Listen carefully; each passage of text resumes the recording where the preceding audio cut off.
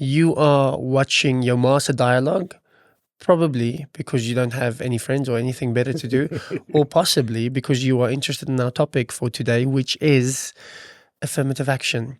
BEE, the B word.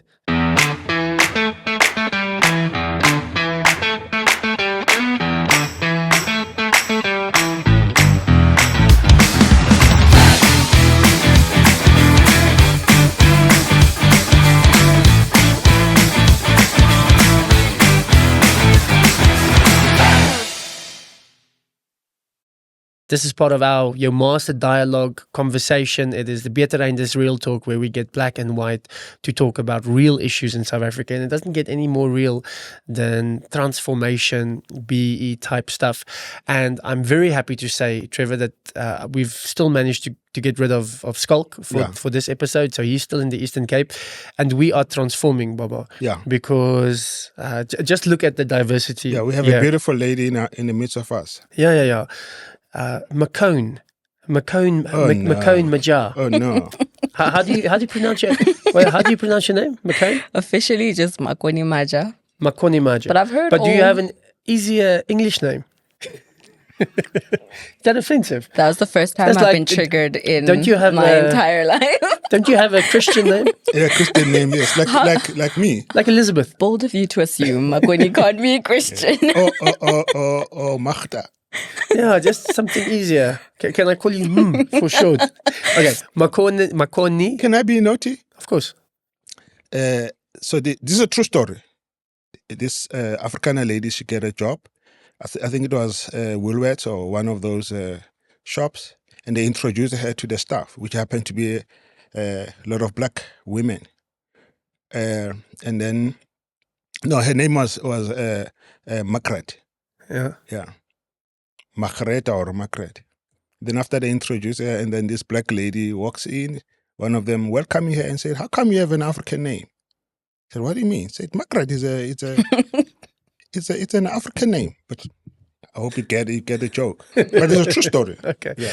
I've got a better one. Yeah. So it's a friend of mine. He's even worse with do you have an easier name? Do you have an English name? Do you have a Christian name? Oh yeah. So but he's a good guy. He's a really good guy. I say, no, man.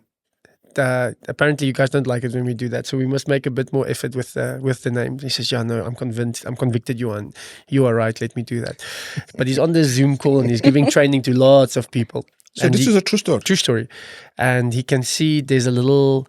There's a black face. You know how these Zoom calls work. So you can see the black face and she's putting up her hand. And now he's trying to practice this newfound respect. So he says, "I see you have a question. Am I pronouncing it correctly? Nkole." And she unmutes herself. She says, "It's actually Nicole." Oh, no. And he just threw in Nkole. And so he went full on. So that's my favorite. That's true conviction. Rectifying Nkole. So it's M-O-K-O-N-E. M-A. So typically there's an O.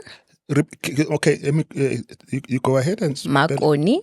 M-A. K-O-N-E. Oh, okay. Yeah. And Makoni your wa surname, Maja. how do you pronounce? M-A-J-A. So Maja. But Afrikaans Maja, okay. people assume it's a Y, right? Maya. Maja. Yeah, they say Maya. But in Your Afrikaans- Maja dialogue. No, just Maja. Yeah, you were born to come onto this podcast. Yo, Maja dialogue. You must be the host from Oh, actually, I see what you're doing. Yeah. I could actually. Okay, guys, but listen. Just be serious. We don't have time for, the country is burning. We need to sort out these issues very, very quickly. So I am very much on the fence when it comes to this conversation of BE, and apparently you told me BE is just one of the different race categorizations, race policies. I mean, you can help me with that a bit later. So here's my issue. I am sympathetic on the one hand that in South Africa you've got close to 40% unemployment rate among black people, where it's 8% or something like that among white people. The average white household earns almost 4 times that of the average black household. And just if you open your eyes and you look around you and you see how the majority of black people live and how the majority of white people live, you can see that there's a massive discrepancy there. Yeah. You can also just read a little bit of history and see that this is not completely, but definitely historically informed. Like it's you don't have to. I think sometimes people think it's just historically, but at the very least I think it is very much informed by history, by the apartheid legacy, this economic discrepancy, and I am also sometimes suspect of a trickling down approach, which a lot of people would say. I think it references sort of the Reagan American era. Like if you just have an open market, then those people will eventually sort of access the private market, and they sort of rise up economically. So that is it. And in addition, I can also say that I've seen some of my black friends from the shacks get opportunities that I do not think would have been available to them. Was it just sort of an open free market meritocracy? And I'm happy for them because I know them. The flip side of that is that you've got BE that is being grossly abused across the country, and it's there for everybody to see.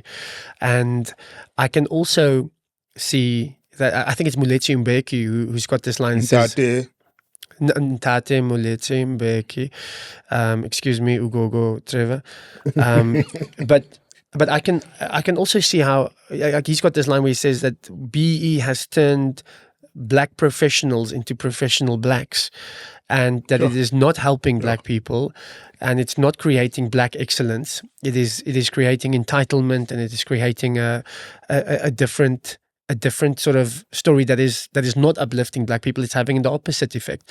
I also have many white friends who I don't think are putting on. I've got many white friends who are putting on, but I've got many white friends who are not putting on, but they've reached a ceiling in their companies, and it's gross incompetence that is above them, although they are very well suited for that job, and it's because of affirmative action that they cannot access that. And those stories, I don't think one can just dismiss them. I think one must engage with it robustly. So this is where I'm sitting. I've got this one side and I've got this other side, and and depending on whom I'm talking to depends on where I'm leaning to at a given moment. But for today, we've got to fight black against black. So it's so nice as the white guy to sort of just be the spectator to see how you guys sort it out. I'll put some knives out there in a bit. Makone, you are skeptical and you've got criticism against a lot of these race policies, and Ntate Trevor, you are more sympathetic to some of them. So maybe can I just ask you to give your case? It's not going to be comprehensive. It's a podcast, right? Yeah. To just give your case for affirmative action for BEE. Yeah, maybe let me start. For me, I like what you said when you introduced the whole thing. The reason why we had to have a BEE, Black Empowerment, there's a history, and the history is harsh, so you have to redress that. And then I always consciously and intentionally put my Christian hat to say, as Christians or as human beings, we are bound to make a mistake. It's an understatement. Yeah, to mess up, to somewhere, but the intention is we can't just leave the thing. And if you don't dirty your hands, it paralyzes you. So for me, because of our brokenness, because of our sinful nature, it was bound that it will go wrong. But at the core of the BEE is to redress the past, and then to do it in such a way where you bring policy and all that. And then in that way, then, but as it unfolds, then you keep checking so that it is not abusive. Okay. Yeah, that's for me. What is your criticism? Sure, there's a lot to say about BEE. First, we're talking about race-based laws, right? And we're just using BEE as an all-inclusive term. Am I not allowed to introduce you in terms of where you work? No, you can. You're free to. Okay. So I work for the Should I go ahead? So you work for the Institute for Race Relations, Yes. and you are an analyst for them. But today you're not sort of speaking as an Institute for Race Relations analyst. Like you are just. I can wear both hats. You can wear both hats, but if you want to swear or something that's maybe going to get you in trouble there, then you can do it. Yeah, I know you're already in trouble because your mom says, "What are you doing on your Master Dialogue?" That's true. Podcast, That's especially if it's your previous pastor hosting exactly. it, which is probably part of the reason why it's your previous pastor, not your current pastor. There we go. Couldn't have said it better. Okay, but you work with these kinds of things. Yes. Yeah. So yes, I work for the IRR, and that informs a lot of our research into BEE. And the IRR has opposed BEE from conception, I think, with good reason. So it's true, we can't really have a conversation about, the socioeconomic position of Black people today without addressing the relic of apartheid and how it affects, how the economy operates today. Even BEE, I think there wouldn't be a need for redressing the past if there had never been this long suffering and infliction of like state coercion, brutality, physically, economically, socially, mentally on Black people. So yes, that must be acknowledged. I unfortunately think that BEE is not the answer, and I maintain this from the beginning, because affirmative action has been tried all over the world, right? It's been tried in Malaysia, where they have these populations, different people, the Malay, and they have the Chinese, and the majority of the wealth there is with the Chinese people, who not only make up the minority of the population, but are not even, they're Chinese Malay, so they're not the original people from Malaysia.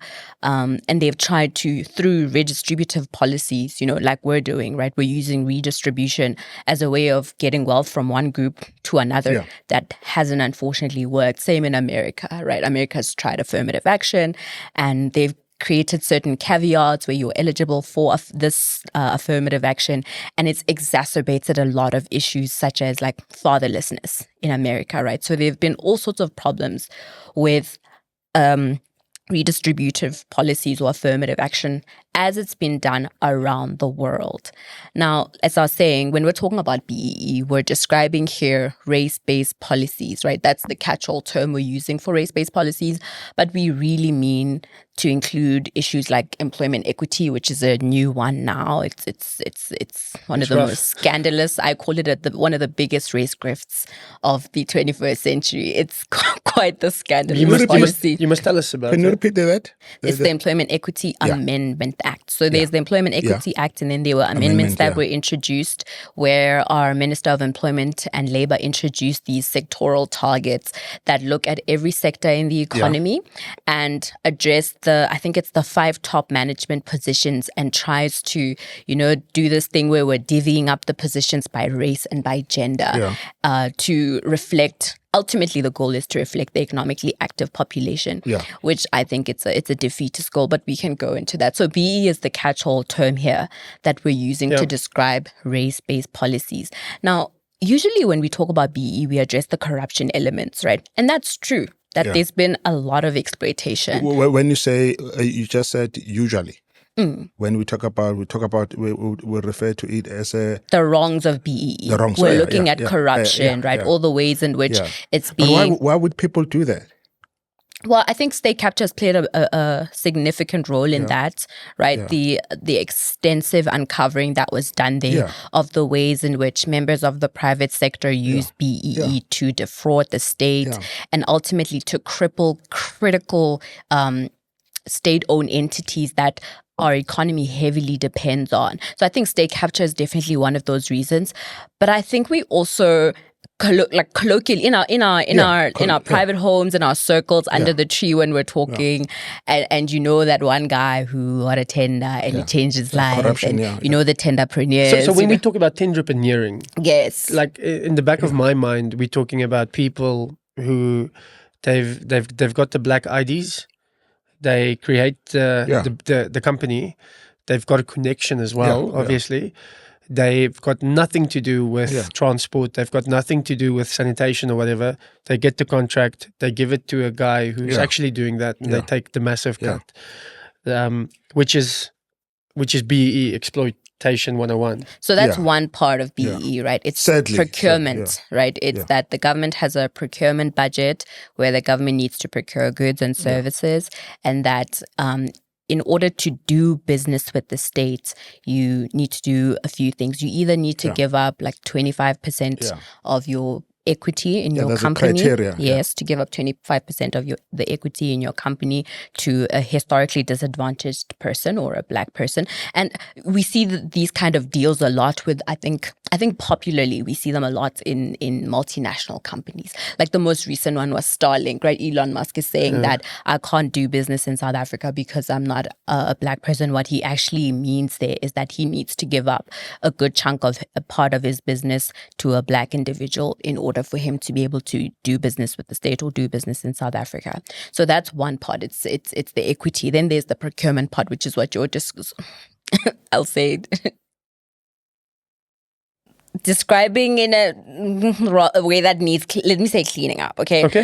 So, no, but clean up then. Because clean up my mess. It's not just black people that benefit from these procurement contracts, and I think they captures a good example of this. When you think of the Guptas, for example, they weren't black and they benefited incredibly from these. They were not even South Africans. They were not even South African, yet they benefited incredibly from tenders or BEE initiatives that were struck. Or even when you think of people like Agreetsi and how like they were going around BEE to do business with the government, or even like fronting, right? Where you present as if you're adhering to BEE, but you're actually just using a black person as a face of that company. But really, there are actual people that have a stake in the business, that pull the strings, that are influential, that can make material decisions that impact that company. I wouldn't necessarily say it's been, and I think this is where maybe black people have reservations about addressing the ways in which BEE has defrauded the state. It's that they become the target of the criticism about BEE. But the truth is, it's been like, it's widely benefited people from different racial backgrounds. So you have that. You have the quotas, which I was just describing. It's the Employment Equity Act, where the government has a goal. And this goal is to have corporate South Africa be reflective of the economically active population, or demographic representativity, right? And the idea is, until every company is reflective of that, the assumption is that those companies are inherently racist, right? Like, unless your board reflects the Rainbow Nation and is demographically representative, then something fishy is happening there. I mean, that is the implication that's being made there, right? Which I think is a terrible mistake. One of the things Dr. Anthea Jeffrey back at the IR highlights about this era of judgment is that half of black people are under the age of 35. So where do they even acquire where do us black people acquire the experience to actually come in and play meaningful board decisions in these companies? The other is that if you look at the economically active population and 80% of black people make up that number, how many of them have degrees where they're actually eligible? Because a lot of these sectors, like the finance sector, is heavily regulated, right?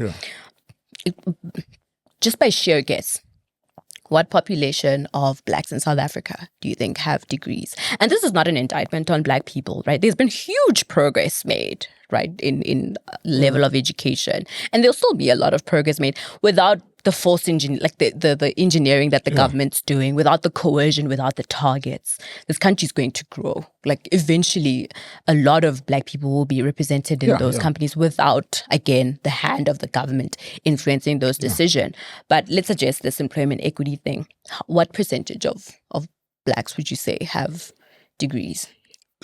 5%? 5? I wanted to ask, No, but just answer the question.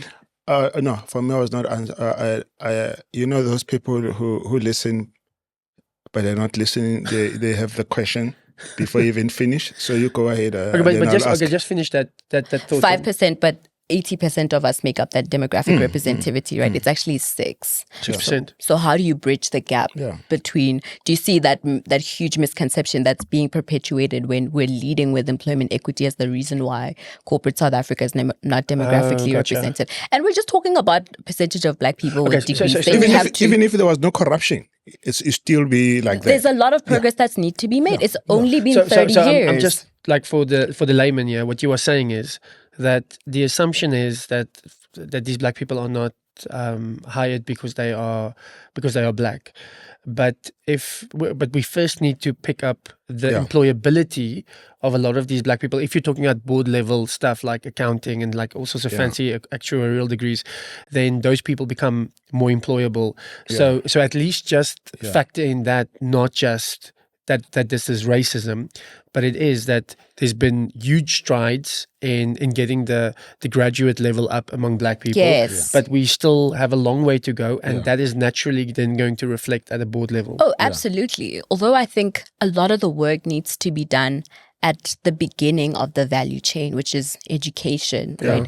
And that's the one thing that I'm so bitter about the last 30 years of governance, is that majority black people have been receiving, like anyone who goes to an impoverished school or a school in the townships, a school in the rural areas, this includes whites, this includes coloreds, this definitely includes blacks, it includes certain Indians. They've been subject to just devastating levels of poor education. The legacy of apartheid is still palpable, and that's what you're saying. No, when it comes to education, I think the enemy, the ANC is accused number one. I think they have appropriated resources that could go towards educating people from impoverished. Or because of corruption, yeah. definitely mismanagement as well. I think corruption assumes malice, and I think there's just been a lot of mismanagement, just poor governance. And unfortunately, if you can't get education right, you subject people to a lot of suffering, right? Like, I'm a product of a township school, and I went to a township school in the first 4 years of my life, let's say. And then we made a leap where I got to go to like a former Model C school. And I can tell you that single-handedly transformed my life, transformed the trajectory of my life. So I know firsthand that there is like a dual education system in this country. There's education that poor people get, and then there's education that people who are well off get. And if we want to get the majority of the people in this country, majority of like a good number of whom live just by the upper poverty line, if we actually want to get these people on the socioeconomic mobility ladder, the most guaranteed way of doing that is through education. And unless we're addressing that, and I love to hear Gwaru, our Minister of Education, speak about this as well. She says we need to start addressing this from the beginning. And so they're rolling out these ECDs. I'm not too confident because it's government-led, but something is being done there to try and address education from pre-foundation phase, and then all the way into, grades 1 to 12. But sorry, the education thing gets me really riled up, because we're now trying to tinker with, the metrics at the end of the value chain, which is the senior management positions in the board of Nedbank or Old Mutual, all these fancy companies, right? But we're turning a blind eye to what's really happening where this pipeline that's supposed to deliver people there to those sorts of positions, and maybe it doesn't get them to those positions. Maybe it gets them to become professionalized civil servants. Maybe they become entrepreneurs. Maybe whatever they decide to do, maybe they just become proficient in English and maths. That's good enough. But unless we're addressing this at the beginning, then I'm sorry, the poor kid in this country is bound to that. He might not. But push back, Ntati Trevor. Come on. Yeah, you see, for me, I like what you said.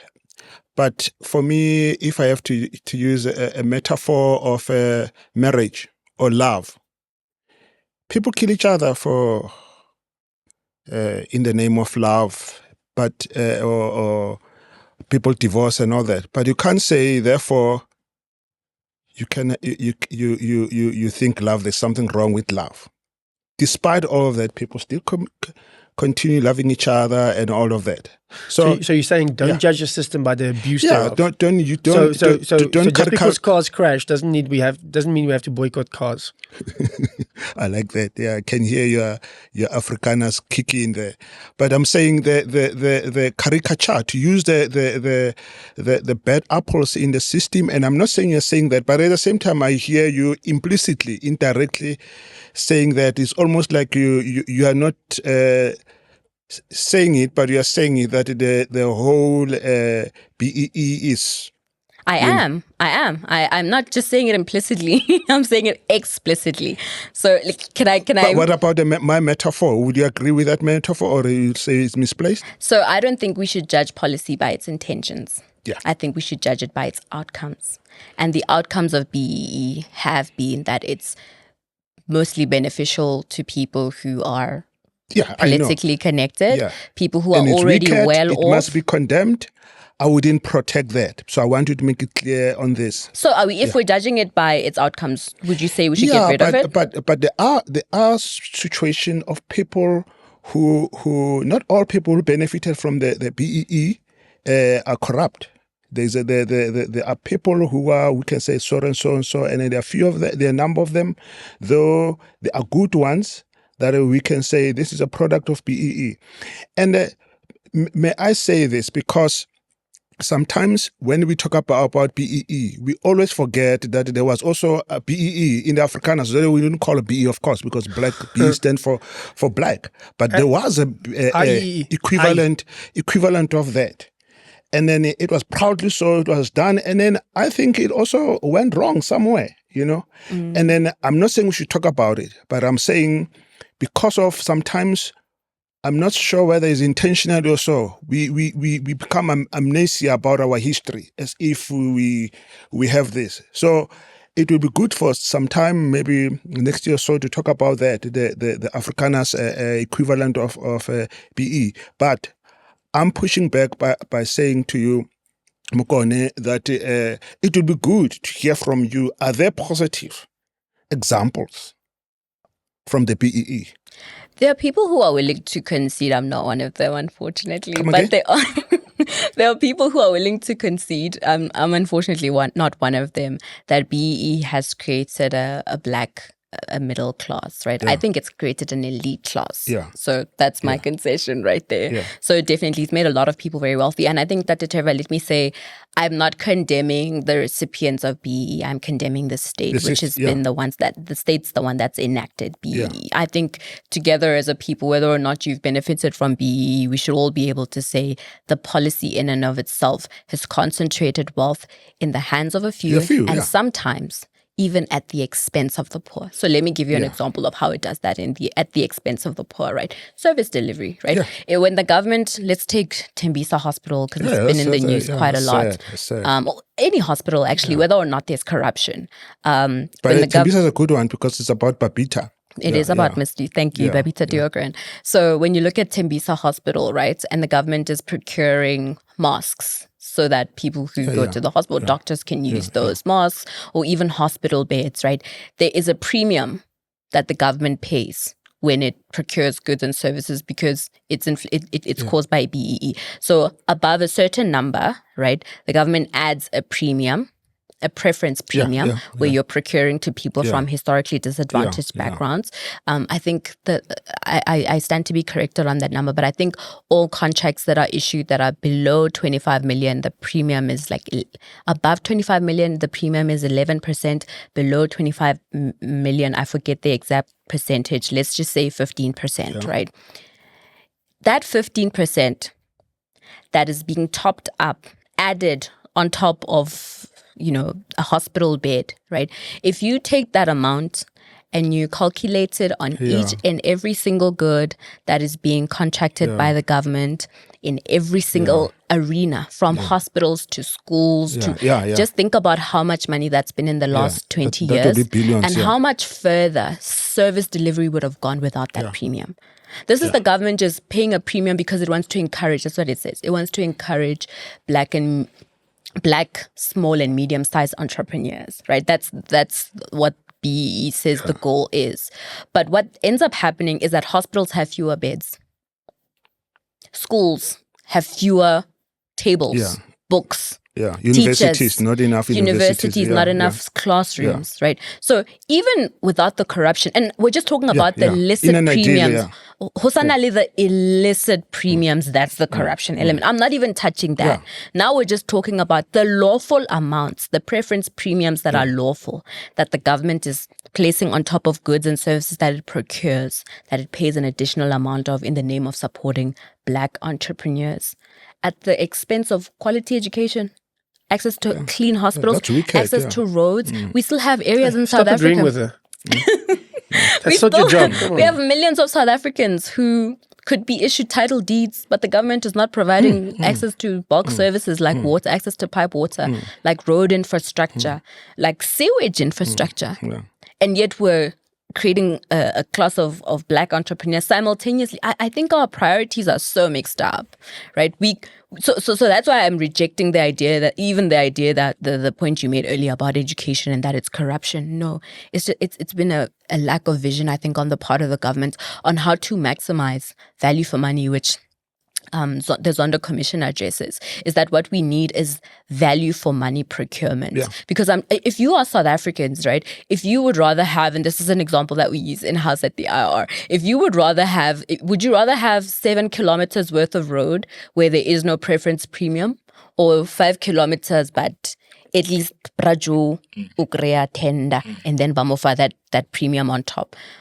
I think it's easy what the taxpayers' answer will be. Well, let me not speak for the taxpayers. Maybe they should speak for themselves. But mine is when I look at schools that could have way better access to education, because a lot of education is management. It's not even that you have a tablet or fancy equipment to teach with.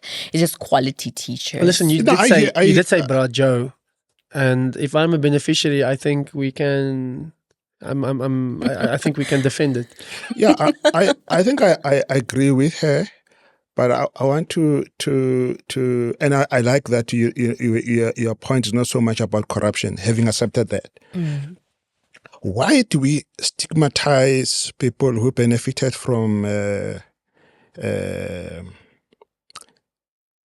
BEE? Certainly, I'm not a beneficiary of that. But it's like there's a hypocrisy here in this country. That people, like a nation, group of people benefited from a structural affirmative action who happen to be English and Afrikaners, And then when it comes to Black, it's almost like we stigmatize it. I struggle with it. There's a history that created that. The Afrikaners also has a history why they had to do that, because they were oppressed by the English. I don't know whether that makes sense. Can you? I mean, history is history. You can't. So when you look back, you say the English oppressed us, so we need to redress, and then you do it. And then the same with us. And you said other countries they've done it, and it didn't work. As you mentioned, yeah. But do I make sense? Yeah, I'm trying as a neutral observer here, trying to figure out. It seems like you are focusing on history and you are focusing on intention. And you said at the beginning you're focusing on outcome. What is the outcome? Maybe that is where we are missing each other. And I wonder when you guys talk to government or talk to the Ntate Trevors of the world, isn't that where we're missing each other? It's like this conversation of history that is history and intention versus outcome that is we're just not meeting each other. I think we make a mistake when we try to formulate policy on the basis of apartheid did do a lot of harm to the black population, coloreds and Indians. But how do we then come back and formulate policy that ensures that this country grows in a way that, growth is booming, and through growth that is exponential, then can you really lift people who are historically disadvantaged? So we're happy to. I've acknowledged what happened during apartheid because it was evil, it was terrible, right? Did. But how do we then come back and say, if we're going to end the scourge of poverty and the legacy of apartheid, how do we do that? And I think there are people who feel like the way to do that is to I don't want to cast an intention on them, but I think people feel like we were hurt, so we kind of have to inflict the hurt as a way of like a reverse apartheid. Yes, of ensuring redress. And I'm looking at the best way of getting us there. How do we get to a future South Africa that's that prosperous, that's economically free? How do we do that quickly? And so we have policy proposals for that. And B is definitely not on the cards, because I've listed many of the ways in which it actually diverts resources that we could be using to improve this country and get this country on a growth path to end the scourge of poverty. Mkhonto, don't you think to look at the government as the sole structure or institution to help us, isn't it that limited? Can't we tap into, for example, in other avenues? For example, when you look at the model of, what's this country where the late Fidel Castro was up, Cuba, where they make sure that everybody become part of the solution. For example, what they did was that when you finish your tertiary education, you take the whole year. Like when people in this country, especially among white people, they had white people go to the army for a year. But in Cuba, they would take everyone who finishes tertiary education, the whole year, you go and they plunge you into like a village. You go and give people education. No wonder Cuba is one of the countries in the world that I know people have they are very prejudiced about Cuba with all of that, but we cannot ignore the fact that Cuba is a country that have a high level of education in the world. It can be debated, but I know certainly that in the top 10. So for me, I'm saying to look at the government as the only solution. Because we have almost... But then Cuba is not the best example. Sorry? Anyways, let's not debate that. Yeah, maybe another time we can. But I'm saying... I think he's picking a one model in Cuba that does work. And he doesn't like Cubans. So I love Cubans. So I'm saying... so we don't only rely... For example, you take... for example, Afrikaners, if you can say... young people who have this age, who have degrees, for the whole year, you come to the villages, you go and teach maths. The level of education. Like I'm saying, basically we copy that model, because your cry is or your lament is about the issue of the education. That if you can sort that out. And then the whole thing would take care of itself. And somewhere in the beginning, the ANC failed. Yeah, and that's one part of my lament is the education thing. But I think we should address the role of the government and why they end up becoming the targets of all our critique. Right, is that the government creates the environments in which the private sector operates. Right, and we've actually been calling BEE fake transformation recently, and fake transformation are on the broader side are policies that are presented as being in the best interests of South Africans, but really in the end they end up inhibiting things like investment. Without investment, you can't have growth. Without growth, you can't have job creation. We remain poor as a country, right? So BEE is one of those policies that are part of fake transformation.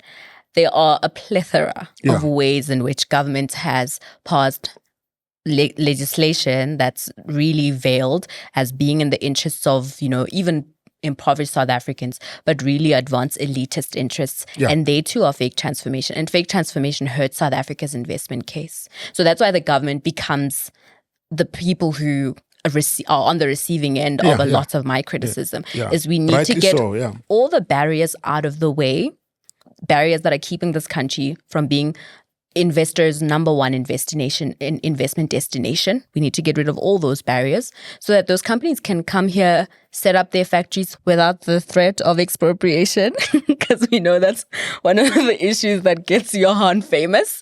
Without the threats of expropriation, without a a government insisting that you give up 25% of your business Yeah, I'm going- with assurance that there'll be yeah. electricity and also all the relevant infrastructure. So that's how the government becomes my Yeah. criticism. On your idea though of like But before you people doing continue, community before- service, ne? Before you continue, Okay. the market capitalistic system is ruthless. It somehow it doesn't take seriously the histories of the countries. Let's forget about South Africa. You look at the continent. Many of these African countries, they got their liberation in the 60s. And they're still struggling. And they're destination of a lot of Western cooperation through the vehicle of IMF with their structural adjustment project. And then many of them, to this day, they have not. And then now, the world is changing. These African countries are looking to the east. And the people who exploited the continent, they're telling us Chinese are dangerous. And we go like, wait a minute. We have a experience with you. You gave us the structural adjustment to help us with the capitalist or market system, which, as you said, with Reagan and Margaret Thatcher. And you look at Kenya, you look at many countries. Would you say Africa is the way it is because of the West?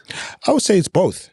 It's us as Africans and also as the West.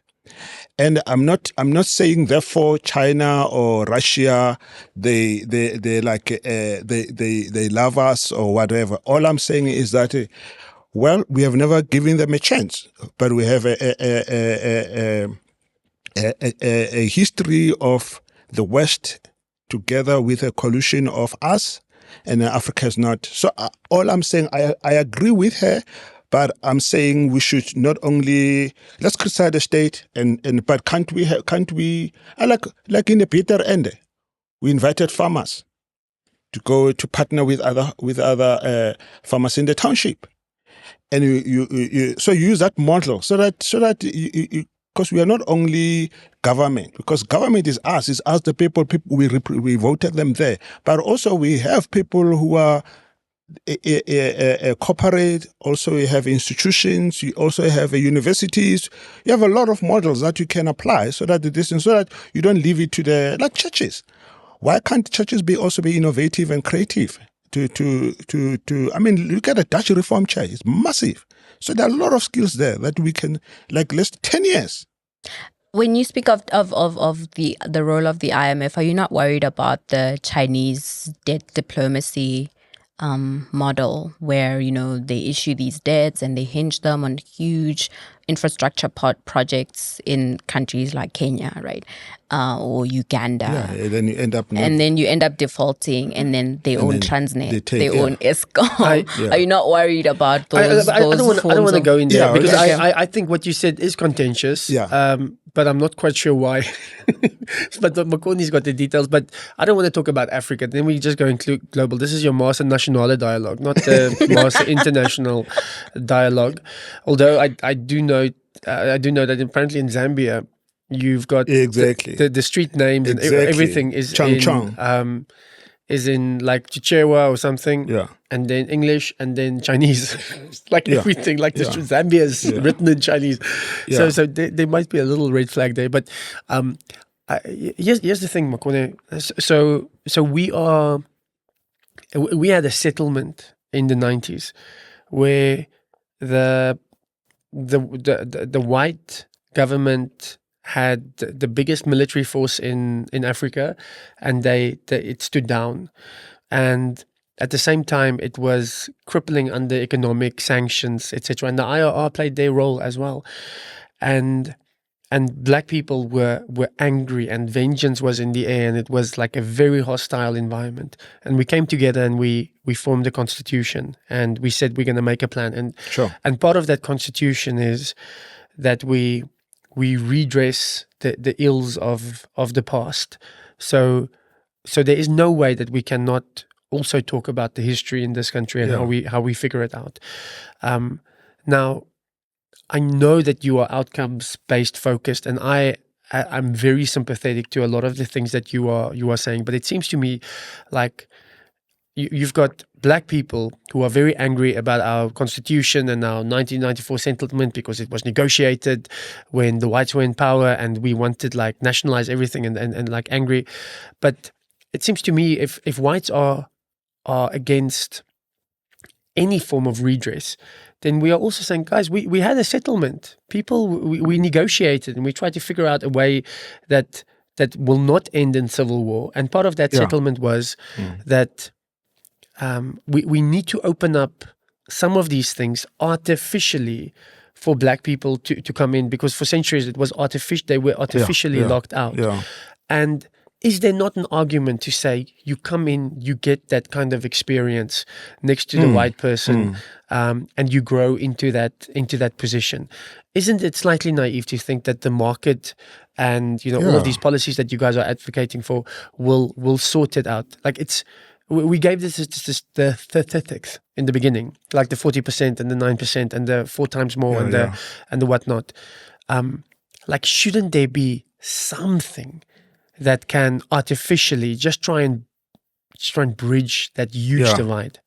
No, I'm from. No, don't say no. No, I'm from the You should have said well, Yeah. and then you can say no. Consider it. Yeah. No, I do think the thing is I think about that all the time, right? Is does the government need to play a coercive role in ensuring that people who are historically disadvantaged are able to acquire wealth for themselves, get a job, build their community, so forth? And can you think of a single example where, the world has moved away from like abject poverty to an improvement in their socioeconomic status? Just think of a single country that's been able to achieve that without some semblance of the free market, including the Chinese. Can you think of a single country? Without the market. Without some variation of a free market I'm for the system. market. I don't have Trevor's hang-ups, but I'm just saying that our issue is unique.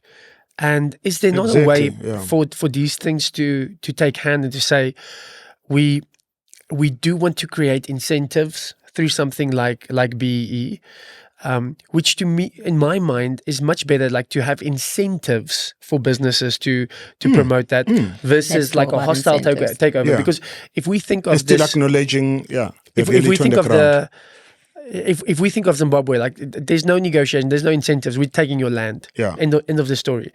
But to say in South Africa, we're going to try things differently. Yeah. We've got a history, we've got a legacy, but we also want to respect the free market. Can't we create incentives that will promote black economic empowerment? We can create incentive, but I think the role of the government has been coercive redistribution, and that's what BEE represents, and that's what like your employment equity, your expropriation, the NHI, the National Health Insurance, a form of expropriation, right? Those haven't been to incentivize service delivery or to incentivize like improvement in education. And I do want to come back to that model of education where people volunteer, and Dr. Trevor, that you offered and put on the table. Unfortunately, there hasn't been that, incentivization, which is why one of the alternatives that the IRR offers to BEE is this thing we're calling EED, economic empowerment for the disadvantaged, where you get rid of the race-based policies because they hinder investment. And again, investment equals growth, growth equals jobs, jobs equals, you know what I mean? The joke is, by the way, and this is where I am sympathetic to your side, is that if you do just an economic development, like if you not previously disadvantaged, if you help the disadvantaged, it is in any case going to be black. Like 90%. 90% of it's going to be black. So that's what EED admits it takes as well. the sting out of it. Yes. And it says let's help people that are poor. That's why who was it? Bitvest now, who sort of are just helping. If you are under this, if you earn less than this and you are black, then we are willing to help your kids with studies. And but if you're white, then you don't, right? But you earn under that. Like just help that guy as well. Like No, that's just EED makes that admission as well, that if you take away race as a proxy for disadvantage and you swap it with socioeconomic factors, then you still have it mostly benefiting Black people, because a huge chunk of the people who are poor in this country are Black, right? So instead of using race as, like, Cyril Ramaphosa should not be eligible for BEE, but he is. But he's a billionaire. Why is somebody like him? Or why are rich middle-class Black people still eligible for BEE? They shouldn't be, because that only distorts the transfer of wealth. It continues to pool it into the hands of people who are already well off. There's an interesting thing on that that I've read, and that is in terms of, you spoke about the Afrikaner BEE. So I think it is important for Afrikaners to know that there was BEE, and if you read Herman Gilume's history of South Africa, one of the things that he says that's fascinating is that they were very upset with the amount of Jewish judges. So there was a quota on the amount of Jewish judges that they were allowed, and then they started pushing Afrikaners into some of these things that the Jews controlled. And in the English press way back, there was actually a lot of pushback against, like the English press would just talk about these incompetent Afrikaners who are being pushed in these positions. But I think you guys were against the Afrikaner affirmative action, back then, and you're against this affirmative action now. But the other thing that is different from the Afrikaner affirmative action is that the Gini coefficient, the inequality among Afrikaners, it stayed pretty stable, in the sense that it was really a case, and a problematic case. But the Afrikaners were sort of developed, and there was growth, and it was consistent throughout. There was like sense of equality. Where today we just talk about the Gini coefficient, like this is where the whites are and this is where the blacks are. But we don't talk about the inequality that exists between Black people. And which is the driver of South Africa's, primary driver of South Africa's Gini coefficient or inequality. It's the difference in wealth between Blacks amongst themselves. So if you talk about the apartheid era development, which one must problematize, but let's give them credit for this, that they really did uplift the Afrikaners. It wasn't just a few people that benefited. But if we look at the Gini coefficient among Black people today, there is really, but I mean, you conceded this long ago, that there is a genuine issue in terms of just a top, the cappuccino, Irish coffee thing that they always say. I think this is also the response to Ndade Trevor's question earlier about why people look with so much contempt at BEE millionaires and billionaires, is because I have my own Mount Rushmore of like people who benefited from BEE. You'll have the president on there. You'll have somebody like Tokyo Sokhwaleo on there. You'll have somebody like Saki Makhosana up there, right? Yes. And they think we've forgotten their names. We know them. We know them. Exactly. But you have those people, and then you have majority of South Africans who live in abject poverty, who don't even live in proper housing, who, it's really dire how their socioeconomic situation looks. So I think that's why there's so much anger at how BEE has created this boost for some and nothing for all, and there's no way for the majority of people to access it, right? And that's why I'm saying we need to get rid of barriers to creating wealth in South Africa, primarily from people who you are see, impoverished. Mugone, I agree with you. My problem is when a market system or capital system is painted as if this is holy and all that. When we know at the heart of slavery, at the heart of apartheid, it was capitalism. So people like us or my generation were very cynical with those little benefits. But at a bigger scale, for example, there is this company that was on the media, was doing the audit. What was it? Is it the audit? The audit company that was... like PwC? The scandal with KPMG. The scandal, yeah. What was it? It was KPMG, wasn't it? PMG, yeah. Okay. Yeah, it was seen as a reputable and all that. From a first world country, and then like must be revered almost. And then some of us, when we discover that at the core of it, there was a lot of corruption. And of course, it was involved with our Black people. So I'm using that as an example to say this over glorifying of the market. And people who talk like this, quickly castigated as, oh, you are a communist. Not at all. You know, all I'm saying is that life is not as simple as that. Like my first country that I went to visit was in Sweden. And Sweden is not only capitalistic, they do what you call, they experimented with both, you know. And then the school there is free for all young people until university. Healthcare is free. And yet the country is functional, and then many people are still looking at the Swedish model as an example. So I know it's easy to caricature people and say, "Oh, Trevor is just believing the old thing that didn't work."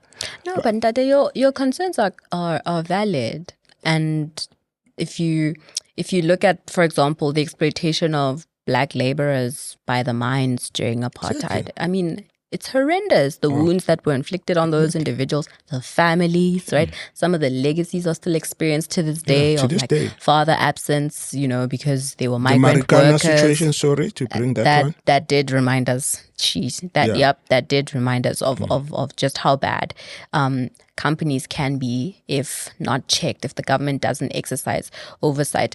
And I believe that big business has colluded with big government, by the way. And one of the things they've done is suppress. Like, I'm a big proponent of small and medium-sized enterprise, and I think big business, big labor, the trade unions, by the way, who make sure to remind us of that apartheid era exploitation, the colluding of have pricing. colluded with big business and big government, right? So those things must be remembered, and that's why we, for example, have a Department of Labor. Right, it's to ensure that labor practices are fair. Although I think the department has gone way above in terms of their role and their mandate. I think now it's just become about centralizing state control rather than actually liberating businesses so that they're actually able to create jobs. But those things must absolutely be acknowledged. I unfortunately think that that shine that we place on markets, for example, as a way of getting out of, you know, wealth inequality or poverty, for example, is based on looking at the models on the table, right? Whether it's communism or socialism or capitalism, in looking at which one ensures the most freedoms to people and also the most financial success, economic success. And we've already eliminated communism. But I think we're weighing between, I mean, you and I personally are weighing between capitalism, free markets, and socialism, since you spoke about Sweden. But I think the Swedish themselves are not so sure that it's still a socialist country. Yeah. Let's try and land this. Can you, in short, because most people are not going to listen to us for this long, can you, in short, just give your plea for why you think race-based policies is needed in South Africa, why you think BEE is something necessary? And then, in short, I want you to give, not respond necessarily, just on its own, say this is why you are against a race-based policy. Yeah, I would say appeal to us as South Africans that unfortunately the current government, mostly the ANC, because it's been in power before we have a government of national unity, they, as black people, they've disappointed us. But we have never lived life, certainly in South Africa, where we're dependent on the government. We have a civil organization or institutions in this country that have done amazing stuff, not only now during the era of democracy, but even before. So we should tap into that, certainly in the church, to come with other models that are creative. For example, unashamedly, I got my education that was paid by Afrikaners' money. And I'm not let me say, Christian Afrikaners. And then usually it's like, what I'm about to say is like arrogance instead of being thankful. And I'm very thankful of that. But I also say, and people say I'm saying this with tongue in cheek, you know, who was supposed to do that? If you call yourself a Christian, whether you're black or white, you're supposed to do that to your enemy if Jesus said, love your enemy. So in this case, but those Afrikaners at that time when I was young, they didn't see me as an enemy. Now, in my 50s, I'm doing this to other people. So it's how it is in the church. Ideally, as a Christian, that's how it's supposed to be. So I'm not going to sit here and feel sorry or overcompensate. I'm not sure the word is a. So I'm thankful, but then at the same time, I said, this is us. Christians are supposed to do that. And then when Trevor's got this education and all those opportunities that are opened by Afrikaners, most of them, they call themselves Christians. So I appeal to Afrikaners, appeal to English, call themselves Christians. Black people, open up doors. Take people to their school. With your money, don't wait for the government, because it's easy to. So I'm appealing to all of us to say, let's make this country work. And you people are planning to go to, I'm told that you can't say you people. So I want to apologize. But people are planning. Sorry? Umlungus. You white European rats. No. You can also say you people to, I said that to the Israelis, and then I had to apologize. But there are people who are planning to go overseas. And I know people who are going overseas are not only whites, even black middle class.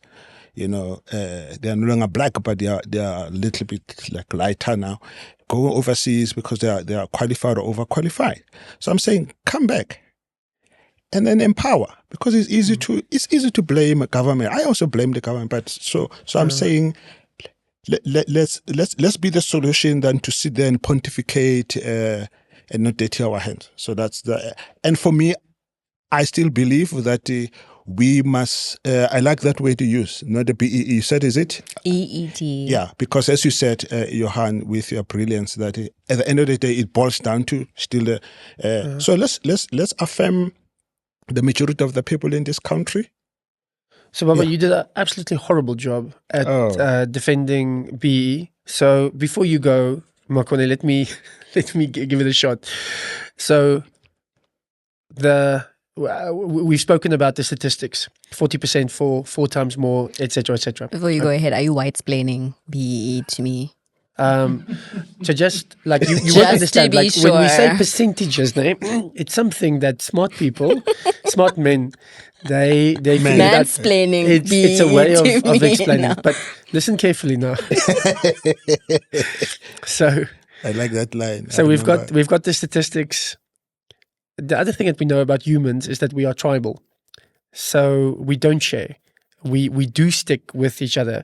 It's not necessarily bad. Yeah. But when I play golf, when I watch my rugby, when I invite my friends, it is white, Afrikaans. Like we don't actually like the English that much. So it's with my own people. Now, if it is true that I own the company, if it's true my friends are Afrikaners, if it's true my golf partner is Afrikaner, if it's true my family is Afrikaans, then I want to appoint somebody, then I'm going to appoint an Afrikaner. Yeah.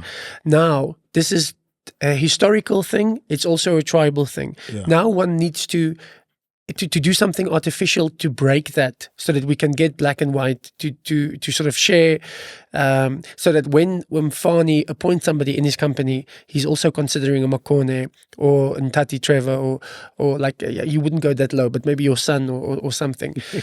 And that's my case for BEE.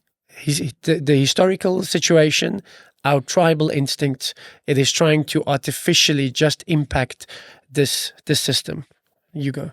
Sure.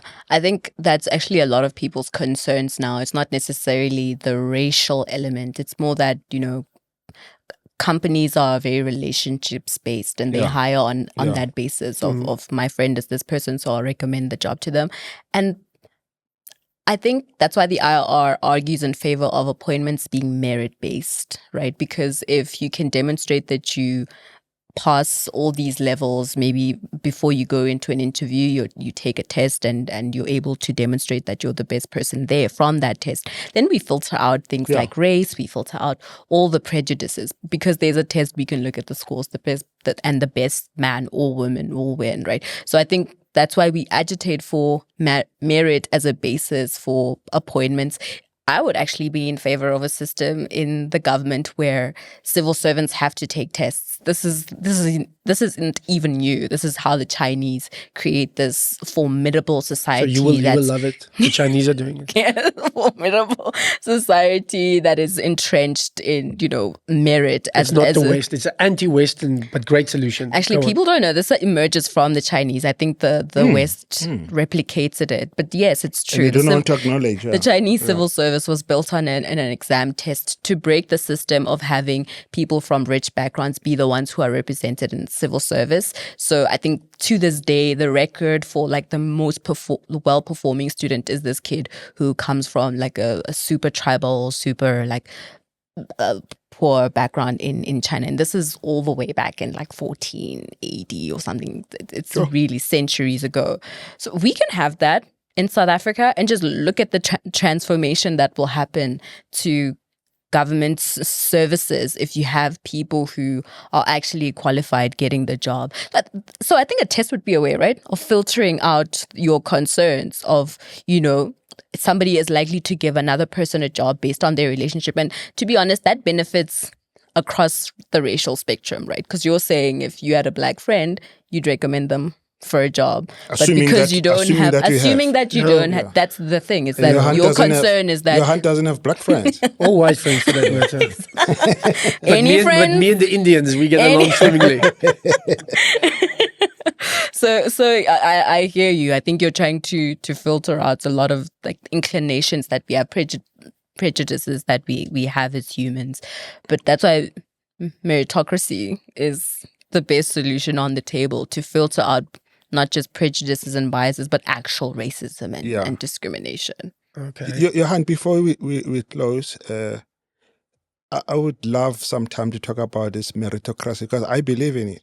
But it's my generation lives like some people of my age were left behind because there was no way they would have and no wonder the system's got corrupt people because they were brought because they were in the trenches fighting for the country, and then they come back. You can't be this because you're not qualified. And people are bitter, people are angry. And no one talks about those people. And then it's like, and that's my generation. And as someone need to explicitly talk about that, the BEE maybe was an attempt, but still, because of corruption, I know we generalize it, but there are few people who benefited. But there are these people who sincerely, some of them, when I can see them I mean, they look at me when I come to Soweto for funeral with my car, and they feel like, because the level of education, some of them are on the wheelchair and they're forgotten. I have a family relative who was in exile and he came back, he was ostracized by his own comrade. And there are many of them. But we forget them. So I'm just saying sometime we need to talk about those people because there are millions of them who are just being left behind. And they'll sort themselves, after all, they're not even 18 years. They are in their 50s and 60s, but they're still alive. So what they are saying, what you are saying is that we talk about meritocracy. Exactly. But the only people who got the qualifications because of the system were the whites. So if you implement a meritocracy directly after apartheid, what you're going to get are white companies because they are the ones with the qualifications. So unless you've not necessarily white, but you also have the black middle class. Let's even take 10 years or 20 years later. But we have people who are... Well, what I'm saying is it's rich saying, yes, guys, now we want a meritocracy. After for so many years, we didn't have a meritocracy, but now we will get the job on merit because of the system favored us in the past. Yeah, I reject that. And the reason is because Black people were still able to acquire, yes, Bantu education during apartheid. But one of the things that shocks me, just speaking casually now, one of the things that shocks me is how eloquent and proficient my parents' generation is when they speak English, right? In comparison to my generation. Like, our parents wax lyrically when they speak English. They are poetic. And we're not quite there as a millennial and Gen Z, Gen Alpha. Like, our English, I think, pales compares to that of our parents. So I'm not whitewashing the effects of Bantu education. I think it was bad. I like that. But I do want to acknowledge that the point of a merit system is not to it's actually to break the system where only a few benefit, because you can still have been from a township school and do better on a test than somebody from a suburban school. And that's why I gave the example of the Chinese kid, right, who did not come from wealth, was not a member of the aristocracy, came from like a working class family and was still able to compete and succeed ahead of children of emperors. And so that's the point of a meritocracy, is actually to create a baseline of equality, equal access to opportunity. That's what we needed. And I'm still confident that there were millions of Black people emerging from apartheid with their apartheid education, with the historically Black universities like the University of Limpopo, which offered... the captain of Mapogopo. Yes, yeah. Yeah, but anyways, I think I'm saying he went to Grey High. he comes from I don't know where his background. He went to Grey High. It's like a very fancy school. That's okay. Yeah. All right. Listen, I'm glad we sorted that out. I mean, that was easy. So now we know exactly what policy to implement. Yeah. Makone, thank you so much. We met each other at church long ago. Since then, you've moved to Joburg and abandoned me, and then you moved to Limpopo. And can I just say on record that I will forever claim your job at the IRR as because of my influence that I got you in connection, there. The relationship. It was a connection. Well, 100%. I'm it gonna works. claim it. It's not always wrong. Yeah. As you should, am I the one Indian you're claiming in your circle of friends? But as you should, are you black? Like all this time, I thought you already were, introduced me as black. I thought it There's was no I walking thought it was away. Makone Naidu. My goodness. Okay, but listen, it is just wonderful to see you and interact with you and to try and flesh out some of these questions. And I mean, I don't want to invite anybody to go and talk in the YouTube or the TikTok comments, but in as much as it continues in the spirit of this conversation, then I would welcome people to maybe point out, if you are on the side of the BEE camp, what was the thing that Makone said that most challenged you? And if you are on the side of the anti-BEE, the BEE is the devil camp, then what was said from Trevor? What came out of the conversation that maybe challenged you to rethink? From you, yeah. You might also offend other people. Yeah, exactly. And I think that is how we grow and move in a meaningful direction. Thank you, guys. It's so nice not having Skulk here. And that is our that is it for this episode of Yo Ma Se Dialogue.